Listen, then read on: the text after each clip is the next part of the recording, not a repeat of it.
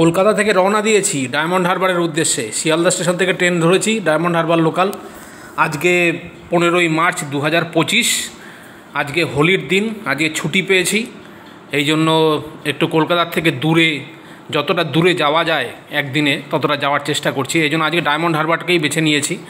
তো কলকাতার হই হট্টগোল, জ্যাম জট, পরিবেশ দূষণ, পলিউশন এসব থেকে অতিক্রম করে একটু গ্রাম বাংলার দিকে ঢোকার চেষ্টা করছি, যাতে শুদ্ধ অক্সিজেনটা পাওয়া যায়, একটা বিশুদ্ধ পরিবেশ পাওয়া যায়। তো দেখতেই পাচ্ছ আমি ডায়মন্ড হারবারের দিকে যাচ্ছি, তো আশপাশে দেখতেই পাচ্ছ রেল লাইনের ধারে সব চাষের জমি, ধান মাঠ, সব ধানের জমি, ধান চাষ হয়ে করে রেখেছে চাষি ভাইরা।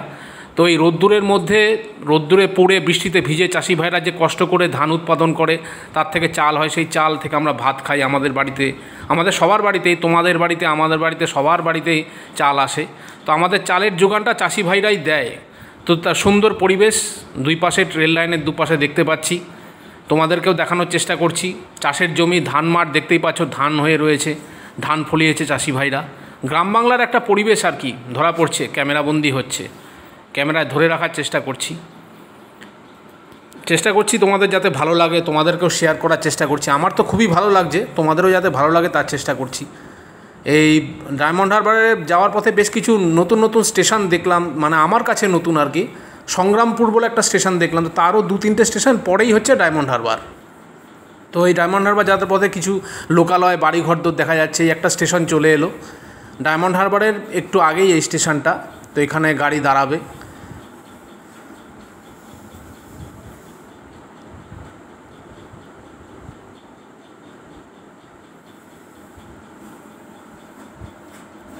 এইখানে গাড়ি দাঁড়িয়ে কিছু লোক যাত্রী নামবে, কিছু উঠবেন, তারপরে আবার আমাদের গাড়িটা আবার রওনা দেবে।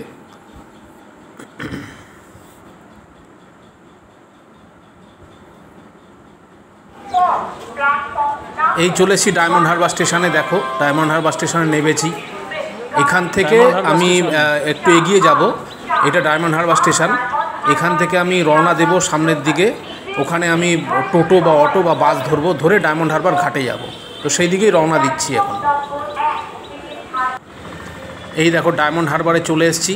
দেখতে পাচ্ছ গঙ্গা দুপাশে অনেক চওড়া। আমাদের কলকাতায় বাবুঘাটের গঙ্গার থেকে এখানকার গঙ্গা অনেক বেশি চওড়া। দেখো ওই পারটা দেখা যাচ্ছে না, ওই পারে মেদিনীপুর, কিন্তু ঠিকমতো দেখা যাচ্ছে না, প্রচণ্ড রোদ্রের তেজ। তার মধ্যেও চেষ্টা করেছি ভিডিও ধরার, ভিডিও করে রাখা, তোমাদের দেখানো। একটু দূরে ওইখানে দেখো গঙ্গার ঘাটে যে জেটিতে একটা লঞ্চ এসে লেগেছে। ওই লঞ্চটা আবার মেদিনীপুর চলে যাবে। এছাড়া ছোট নৌকাও পাড়ি দেয় এখান থেকে, ভটভটি নৌকা মেদিনীপুরে, এবং হাতে বাওয়া নৌকাও আমি দেখেছি যেটা মেদিনীপুরে যায়। মেদিনীপুর থেকে চাল এবং অন্যান্য দ্রব্যাদি নিয়ে আসে ওই দূরে বয়া এই নৌকাগুলো। তো এছাড়া এখান থেকে প্যাসেঞ্জার যাতায়াত করে, এই লঞ্চে করে প্যাসেঞ্জার মেদিনীপুর থেকে এখানে ডায়মন্ড হারবার, মানে দক্ষিণ 24 পরগনা যাতায়াত। চাকরি এবং নিজের বাড়ির, এখানে গঙ্গা অনেক বেশি চওড়া, চাকরির গঙ্গার ঢেউও অনেক বেশি।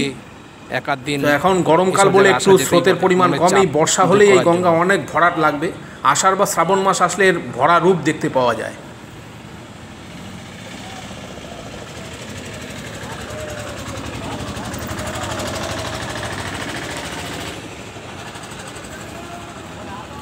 এইদিকে ডায়মন্ড হারবারের রাস্তা, মেন রোড, পুরনো ঘাট। এই ডায়মন্ড হারবারে শিয়ালদা থেকে যেমন ট্রেন ধরে আসা যায়, মোটামুটি 1 ঘন্টার মতন জার্নি। এখন তো ইলেকট্রিফিকেশান হয়ে গেছে, জার্নিও অনেক কমে গেছে। এছাড়া বাসেও আসা যেতে পারে। ধর্মতলার থেকে কাকদ্বীপের যে বাসগুলো, সরকারি বাস এবং বেসরকারি বাস, ওগুলো ধরলে ডায়মন্ড হারবার স্টপেজে নামিয়ে দেয়।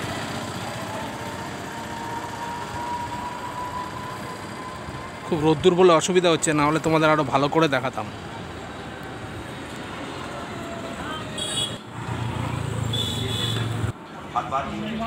এই জায়গাটাতে এসে আমি কিছু ডলফিন দেখতে পেয়েছিলাম, এখানে গঙ্গার ডলফিন। সেগুলো বারবার উঠছিল, নামছিল আর কি, উপরে জলের উপরে উঠছিল, আবার জলের নিচে চলে যাচ্ছিল, মানে জলকেলি করছিল আর কি। আমি ক্যামেরায় বন্দি করতে পারিনি, কিন্তু নিজে দেখতে পেয়েছি ডলফিন। দক্ষিণ 24 পরগনা তোমাদেরকেও জানিয়ে রাখলাম। অনেকেই আসে এখানে বিকালবেলা একটু সময় কাটাতে, বা যারা কলকাতা থেকে আসে তারা এখানে সময় কাটাতে আসে। এখানে একটা উদ্যানও আছে, তবে আজকে দেখলাম উদ্যানটা বন্ধ, মানে পার্ক একটা গঙ্গা এখানে সেটা বন্ধ রয়েছে। ওখান থেকে জেটিতে লঞ্চ ধরার টিকিট কাটে, তার পাশেই ওই পার্কটা বা উদ্যানটা, কিন্তু আজকে বন্ধ রয়েছে দেখলাম। ওখানে এসেও কলকাতার থেকে বা অন্য জায়গার থেকে যারা আসে তারা ওখানে এসে পার্কে বসে, বেশ খানিকক্ষণ সময় কাটিয়ে যায়। কলকাতার যে চাকরি বাকরি আমাদের যে প্রত্যেকের জীবনের নিত্যদিনের যে চাকরি অফিস কাছারির যে একটা জীবন, তার পাশাপাশি যে আমাদের পারিবারিক সাংসারিক জীবন,